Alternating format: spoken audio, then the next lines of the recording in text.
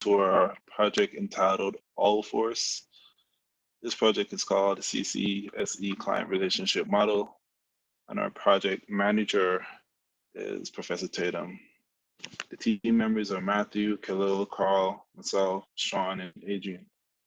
So our project entitled Owlforce is essentially our customer relationship management system, and we're using it as an approach to manage our company's interaction with current and potential customers. This application was created using Microsoft Access Interface via Forms. Kennesaw State University is currently in need of a customer relationship management system to manage the information received from industry partners. Owlforce is tasked with addressing the concerns by having a unified repository for all customer correspondence, relationships, and follow-ups. This is to create a streamlined process for recording information and sharing it with the appropriate personnel. The goal of this project is to have a centralized warehouse for managing customer interactions and connections. All of these interactions and connections will be taken into a private database where any authorized users can access and modify records if needed. This in return would improve business relationships with current and potential clients.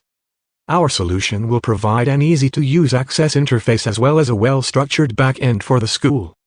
At completion, Kennesaw State University's faculty and staff will be able to access, edit, add and remove data to the CRM to reflect current status. Third slide, you see our project summary, where you have our three milestones.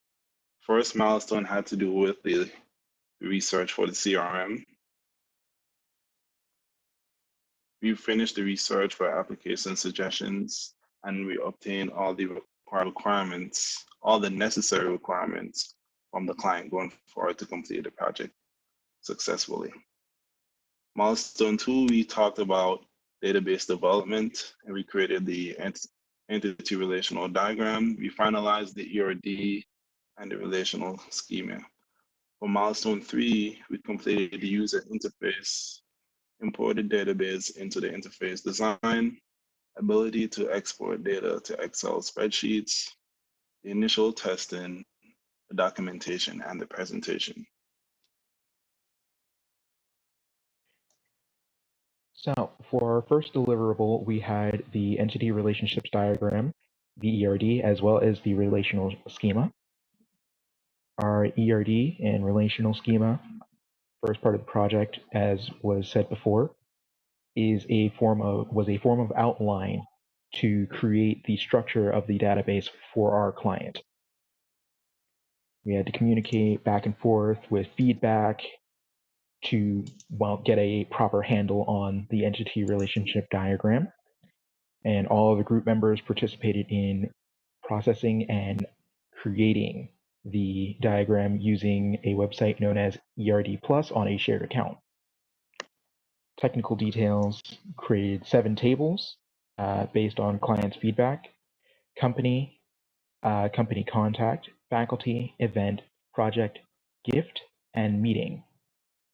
Project gifts and meetings are child tables to the event table, meaning that they are directly related to the event table and fall under that table. We also decided to create 2 relational tables, company contact and event, as faculty and event. Here is the finalized entity relationship diagram. As you can see, we have the attributes to every table connected to them, and each entity is its own thing represented by a rectangular. Then we have our completed relational schema, which is essentially another way of viewing the ERD, and has all of the relations as well as attributes listed under the title of the table. All right. So the second deliverable we have is our database development, which we decided to use SQL Server Management. We created a foundation for the database by using our previously shown relational schema, so that all the tables are well designed and functional. We also communicate with our project management as well to make sure everything is up to par with her standards. We also create a script for the database to give to our project manager and also our other group members so they can continue working on the project with the database script that we created. We've tested the database by making test cases by adding certain records with different attributes to it so we know that it works. And for the second, for technical details, we've translated the diagram from the relational schema to SQL code. Certain attributes were added, so such as the ID attribute, so that it'll auto-generate a unique identifier for each record, so that users don't have to manually add that every time they need to add another entry. And test cases was done by adding additional records and was fixed. And these records were fixed by changing up the structures of the tables. And over here we have the SQL query code that was used to create the database itself. As you can see, we have the event, company, faculty, and project over here, and they all have the identity attribute to it, which means that every record goes up by one, so we'll start from 1, 2, 3, and so on and so forth. And the next slide, we have the meetings, gift, and faculty's events tables.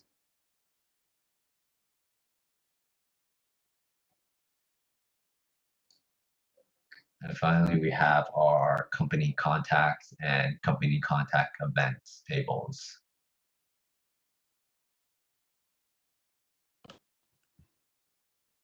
So when choosing a user interface, we decided to have two options in order to give our client options for what would suit her needs best. We decided to use Coda and MS Access as our two options, but ultimately, after having multiple meetings, we decided to go with MS Access because it was easier to use and their Coda had too much of a learning curve.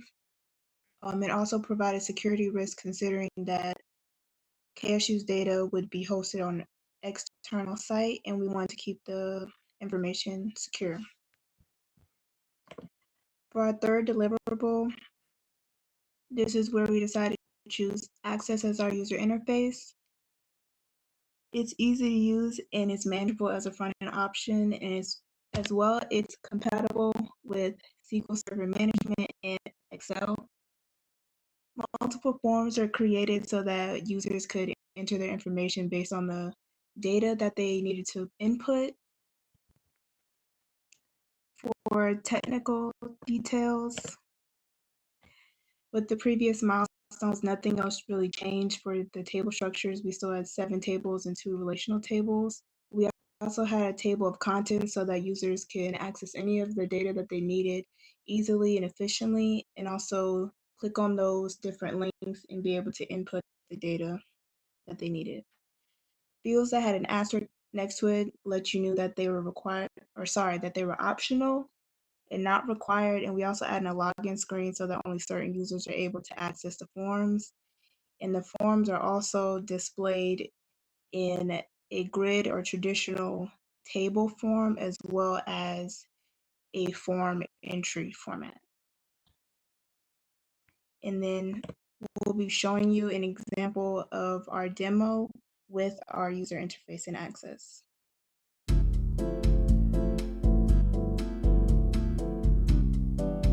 I am Khalil Lambert. I will be doing a demonstration of the access-based CRM project for Capstone 2020, known as Owlforce.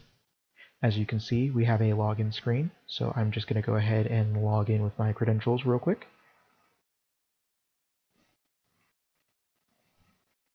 And click sign in. As you see, this brings us to the main home page. We have the categories of company, contact, event, faculty, gift, meeting, and project. I'm just going to run through these real quickly. So you can see company opens up the company page where we can enter new data for a specific company. So I'm going to go ahead and go to the newest tab here. All IDs for all form entries are automatically generated, so there's no need to create a custom ID for any companies that you may need to add or any other entry forms. So we're going to say IT Gen Rick as our company, and we'll say that it started back in 2005.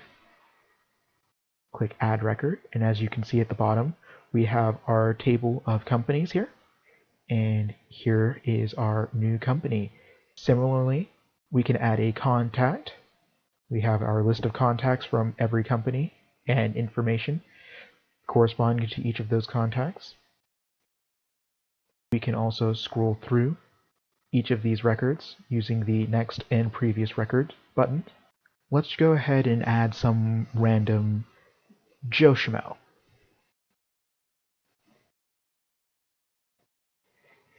And then we can set the record as active, dismissed, or retired. Active being we are actively in contact with this person.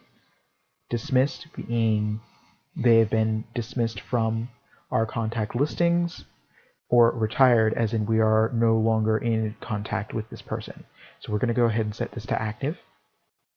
Here we have the company drop-down table where we can select our company, IT Generic.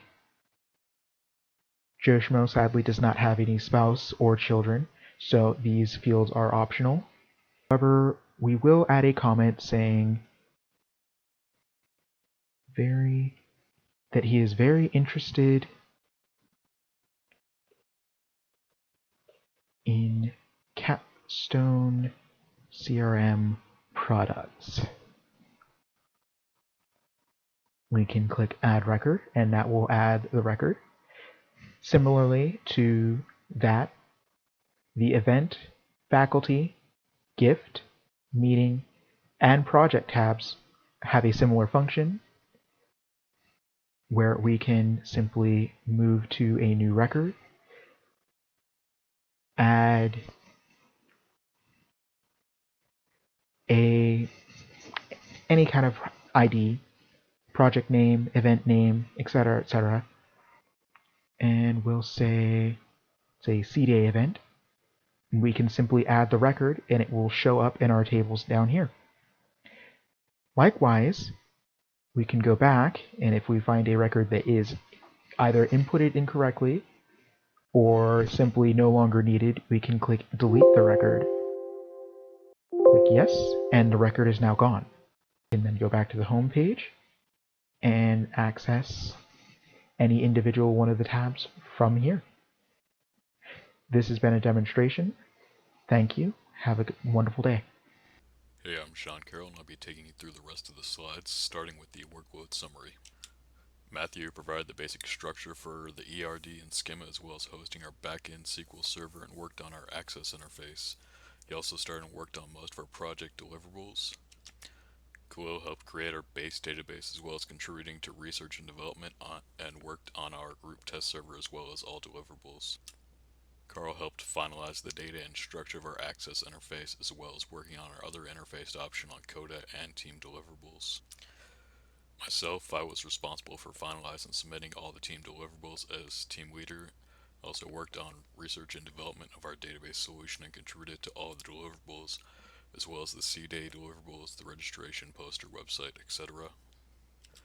Adrian worked on the access interface and our other interface option on Coda, as well as the Capstone site and deliverables as well. Next, we'll be moving on to the Gantt chart. This is where our project is broken down by general tasks and man hours associated with each task division, green being the planned hours dedicated per section and red being hours spent on delays per section. The first block of tasks basically for milestone 1 account for roughly 145 man hours. The second block for milestone 2 account for roughly 130, And the third block for milestone 3 and the presentation and the final report was the most labor intensive, accounting for about 170 man hours involved wrapping up the project. Now we'll move on to the next steps for the project. The first next step is connecting Owlforce to a permanent physical or cloud-based backend server to accommodate database scaling, not necessarily with SQL Server. Possibly adapting the database or interface to fit the next group's project vision as they see fit. And next we have the graph showing database table size limitations. On the left we have the size limitations for free SQL options. On the right we have limitations for paid SQL options. On the left you can see that PostgreSQL basically has the largest table limits for a free option, while SQL Server on the right has nearly limitless table limits on the right for a paid enterprise edition, which is roughly $900 per license. And below this at the bottom we have hyperlinks basically showing you how to connect MySQL as a backend server or PostgreSQL as a backend server if a future group would like to do that. And then we have the project experience reflection. We have the lessons learned, creating actionable items to complete each week to meet team goals and project deadlines, keeping meetings short and concise to discuss what we have completed thus far and what's next on the agenda, coming to a conclusion in a timely manner for items on a to-do list so we can focus on a unified solution collectively. And the challenges, figuring out how we were able to share the document with the rest of the members without a server, trying to create a project with maximum future scalability in mind, keeping potential future costs of the project in mind while proactively trying to minimize potential future costs relating to the project and maximize ease of use and scalability, adapting to completely virtual project communication and delivery, and ensuring that the meeting times coincide with member availability.